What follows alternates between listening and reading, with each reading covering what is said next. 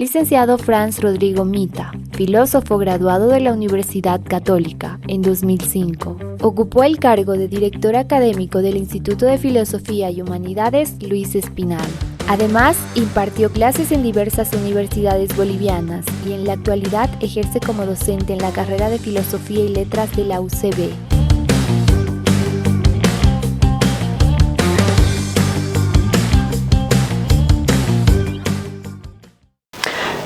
¿Cómo estás, Rodrigo? Estamos contigo hablando sobre este nuevo periodo de lo que es la Cato Talks, esta nueva temporada sobre la adaptación y transformación digital desde las ciencias sociales.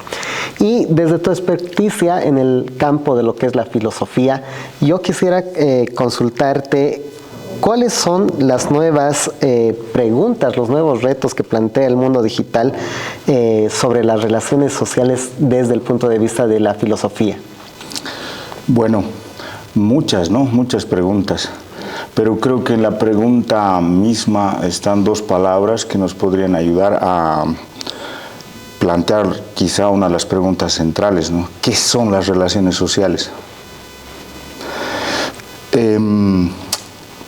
Y a partir de la pregunta ¿qué son las relaciones sociales? Podrían surgir otras, ¿no? En este mundo digital. ¿Qué es lo que hace que una sociedad sea humana, ¿no? ¿Qué son las relaciones humanas? ¿Qué es el ser humano? Entonces, a partir de esa pregunta podríamos, ¿no?, plantearnos esas otras.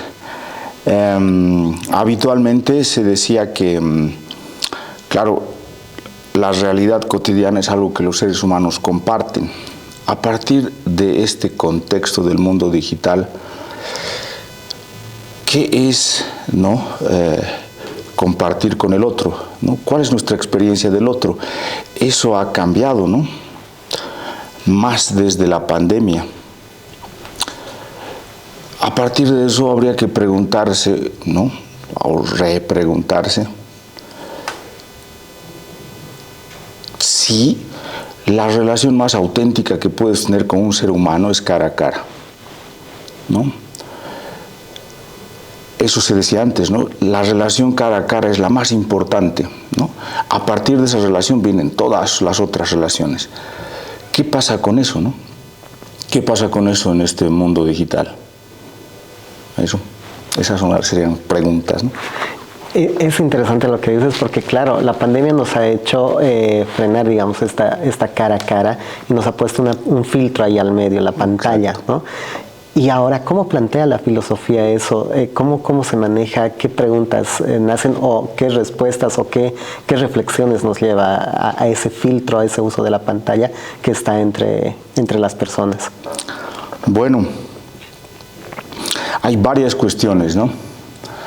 Al menos una es que la relación de los seres humanos con el espacio-tiempo ha cambiado, ¿no? Quizá para esto nos puede ayudar mucho recordar a un autor que es Regis Debray, que dice, un artículo que dice transmitir más y comunicar menos. Transmitir para él es transportar información en el tiempo y comunicar es transportar información en el espacio. En los tiempos que vamos, debido a que nos contactamos, ¿verdad?, a través de una pantalla, lo que se prioriza es la comunicación, ¿no? Es decir, la transmisión el transporte de información, pero en el espacio, ¿no? Eso implica que saturamos nuestro espacio, pero a la vez es como si abandonásemos, él dice, desertásemos el tiempo. ¿Por qué? Porque claro, la comunicación es rápida, pero la transmisión implica pues recoger la historia, la tradición, el sentido del tiempo, el sentido de la historia. Eso es cada vez menos frecuente. esa es una de las cosas que en filosofía se viene planteando. Este artículo, por ejemplo, al que menciono, es del año 2000. O sea, no, así, básicamente, todavía en esa época, incluso en Bolivia, las redes sociales eran la radio. Entonces, lo que pasa es que el comunicar, ¿no? Implica simplemente lo que dirían como que instruir, ¿no? El transmitir implica historia, implica sentido de la historia, implica sentido del tiempo. Entonces ya no tenemos ese sentido, ¿no? del tiempo. Entonces lo urgente le gana a lo importante, ¿no? Ni se habrá imaginado Regis Debray el TikTok, ¿no? Por ejemplo. Los estudiantes se informan por ese medio, ¿no? Si saben una noticia, lo saben por ese medio. Entonces, eso sí, literalmente comunica, no más. Es decir, transporta, ¿no? Información, pero en el espacio, ¿no? A cualquier lugar, ¿sí? Pero el sentido del tiempo no está, ¿no? El sentido histórico, el sentido de la historia, el sentido de la apropiación, la profundización, que es importantísimo, ¿no? Eso. ¿Qué podríamos hacer? Esto es un poco preocupante porque si no generamos la transmisión en el tiempo de la historia, de muchos elementos, claro, esto se va perdiendo.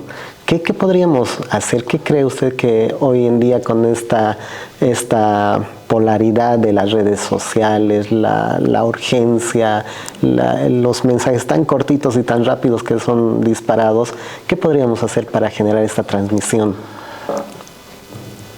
En este canal alemán, la Deutsche Welle, que ahora estoy dando pensamiento crítico acá en la universidad, ¿no? Y estaba buscando información precisamente sobre la pregunta que me hace, ¿no?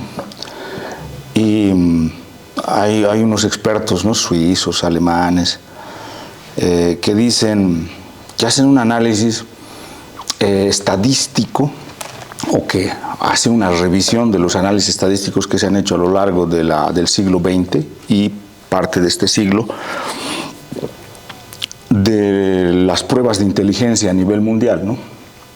Y hacen memoria de un tipo que ya ha fallecido, Flynn, creo, si mal no recuerdo, que se ha pasado el trabajo de recoger las pruebas estadísticas, las pruebas de inteligencia de muchas partes del mundo. Y ha hecho un análisis, ¿no? Y se ha dado cuenta que hasta mediados de los 90, la inteligencia del ser humano era como si hubiera aumentado, es decir, a nivel mundial, el coeficiente intelectual, ¿sí?, estaba creciendo, o sea, era cada vez mayor. Lindo, ¿no? La humanidad sigue evolucionando. Pasa que de mediados de los 90 para acá, cada año el coeficiente intelectual a nivel mundial es más bajo. Y ese documental titula ¿Por qué cada vez somos más tontos? Y las hipótesis que dicen, bueno, estamos expuestos a muchos químicos, ¿no? Al plástico, qué sé yo, al ftalato, los cosméticos, en la comida.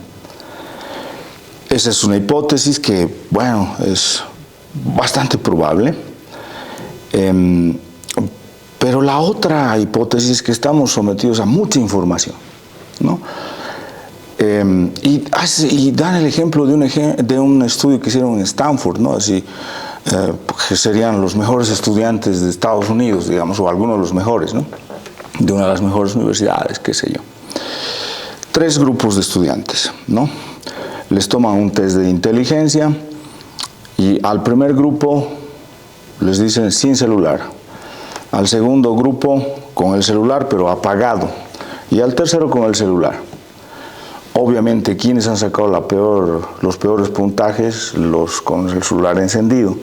Los siguientes, los con el celular apagado, ¿no? Porque el celular apagado que está a tu lado igual es. Y los que han sacado mejor nota es los que no tenían celular.